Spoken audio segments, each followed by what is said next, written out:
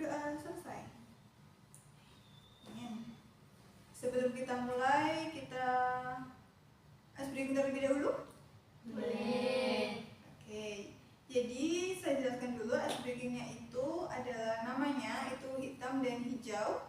Jadi nanti saya minta kalian untuk berpasangan, satu menjadi hitam, satu menjadi hijau. Kemudian nanti saya akan memberikan aba-aba dengan hihi hitam atau hihi hijau. Nanti yang hitam yang menghindar dan juga yang hijau menangkap.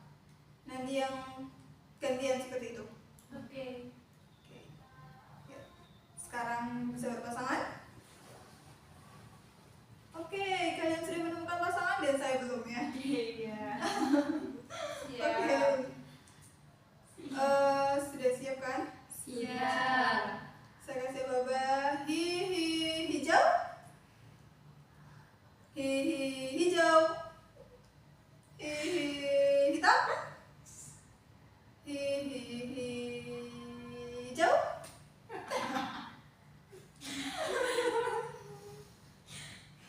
Sudah apa lagi? Sudah. Oh ya, boleh. Oke, kita lanjutin ya teman-teman. Oke. Jadi sekarang kita tentukan dulu aturan mainnya. Iya. Tuh, kira-kira apa aja? Saling menghargai pendapat teman. Oke, Aktif. aktif. Menyampaikan apa yang kita rasakan. Oh iya, boleh terbuka ya. Iya. Terus, masa dari tadi sini terus? Ini mana suaranya? Tidak menghakimi. Tidak menghakimi. Teman. Oke, aktif diskusi ya.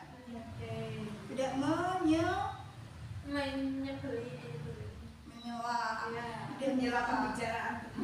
Ya, oke. Yang pertama adalah motivasi internal. Jadi bagaimana kita menumbuhkan motivasi internal. Sebelumnya, motivasi internal itu apa sih? Apa?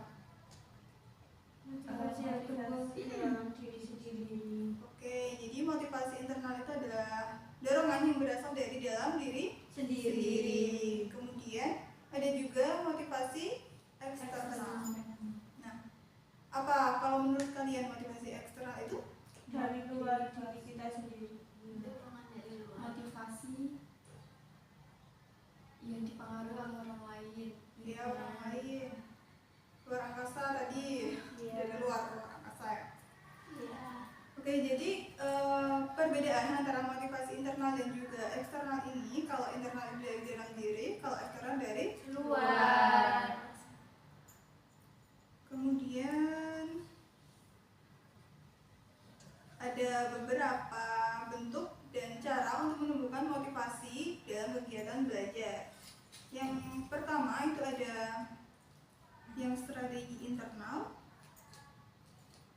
ego involvement, yaitu dimana kita itu bisa merasa bahwa penting sekali untuk menyelesaikan tugas dan menerima tantangan yang harus diselesaikan. Kemudian ada keinginan untuk belajar. Jadi dari motivasi internal itu kan dari dalam diri yang dimana dia itu ada kemauan untuk belajar. Kemudian minat. Jadi kita itu harus tahu minat kita di mana, baru kita akan termotivasi untuk melakukan hal-hal yang bermanfaat. Kok kurang keras Bu suaranya, saya soalnya duduk. Dengar ya? Iya Bu, dengar yuk.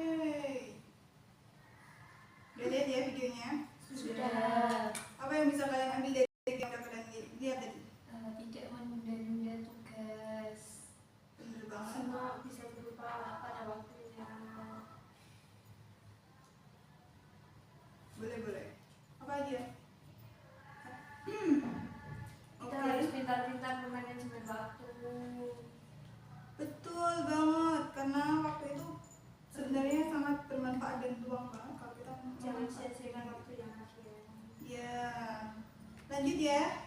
Lanjut. Tadi kan kita udah melihat video, terus habis itu kita menyimpulkan apa yang ada di video itu.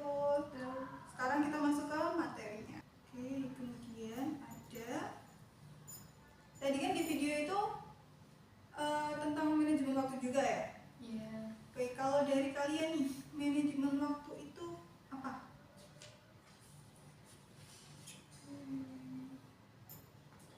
Aturan waktu, Aturan waktu.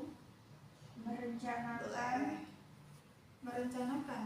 Ya. merencanakan waktu secara efektif dan efisien untuk menyelesaikan berbagai aktivitas.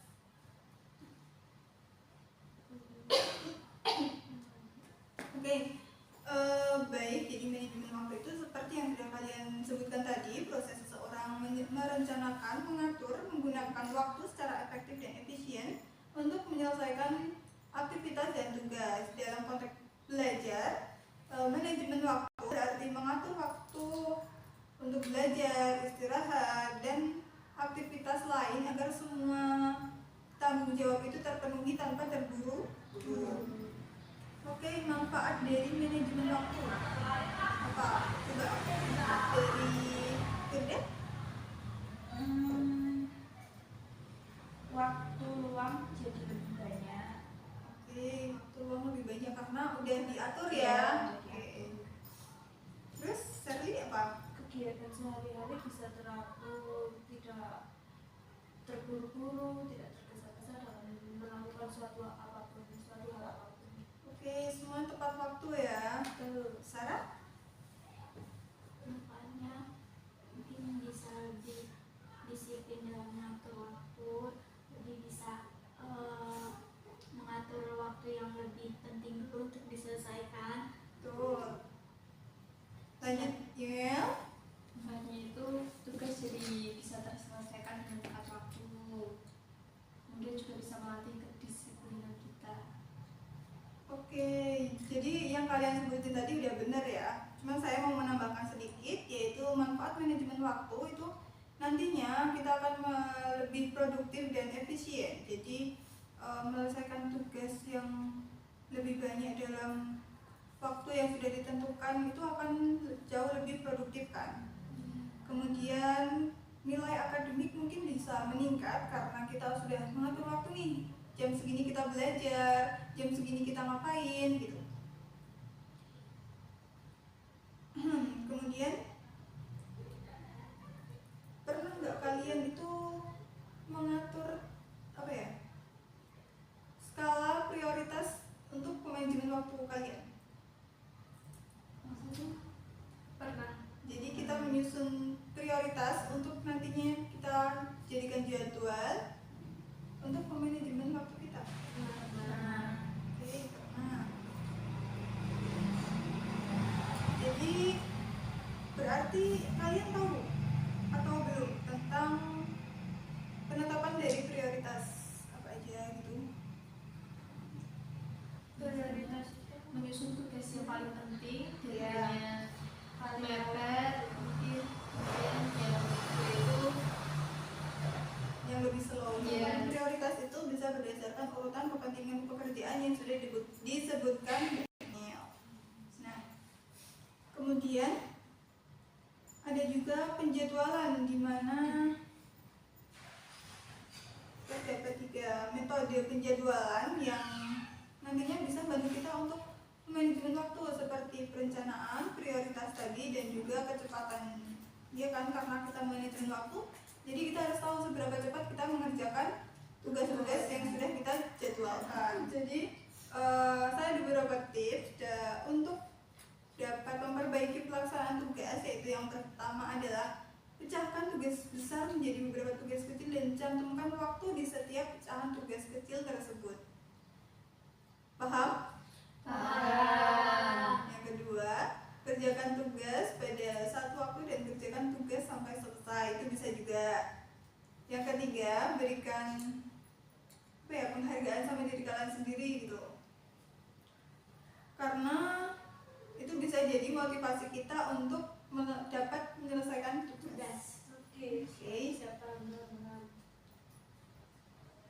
Nah, untuk selanjutnya saya ingin meminta kalian untuk menuliskan di HP saja ya. Oke, mungkin kalian bisa menuliskan refleksi tugasnya seperti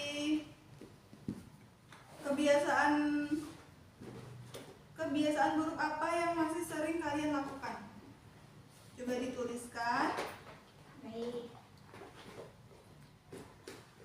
Kebiasaan buruk apa yang masih sering dilakukan oleh kalian sehingga kalian itu mungkin waktunya jadi keteteran, lebih mentingin hal-hal itu yang belum tentu bermanfaat gitu.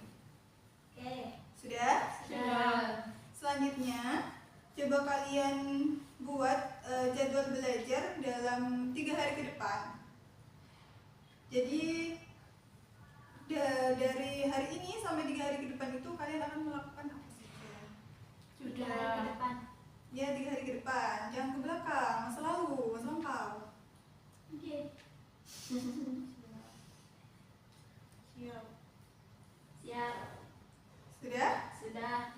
Nah, sekarang simpan jadwal itu dan coba dilakukan. Ya, baik. Baik. Siap. Untuk terakhir, karena kita kan sudah belajar melihat video, sudah refleksi juga, kalian menentukan bagaimana di 3 hari ke depannya kalian akan melakukan apa saja. Untuk terakhiran ini, saya ingin bertanya lagi, apa hal yang kalian pelajari hari ini? Kita tahu apa itu manajemen waktu, manfaatnya dan tujuannya untuk apa. Oke. Kemudian, apa kebiasaan buruk yang ingin kalian rubah? Menunda-nunda tugas. Merasa Selalu terburu-buru. Iya, dan juga malas. Malas-malasan. Oke, buat terakhiran, mungkin kalian bisa ikuti saya. Oke. Tangannya ke depan, taruh di sini. Ucapkan capek deh. Capek deh. Capek deh. Ya, mungkin terima kasih buat teman-teman yang sudah bersedia untuk mengikuti bimbingan kelompok hari ini ya, teknik pemberian informasi tentang apa ayo? Manajemen waktu dan teknik pemberian informasi. Ya, motivasi juga. Oke, mungkin itu saja, kurang lebihnya mohon maaf. Semoga di lain waktu kita bisa bertemu kembali dengan materi yang baru dan yang lebih bagus lagi. Oke, saya akhiri.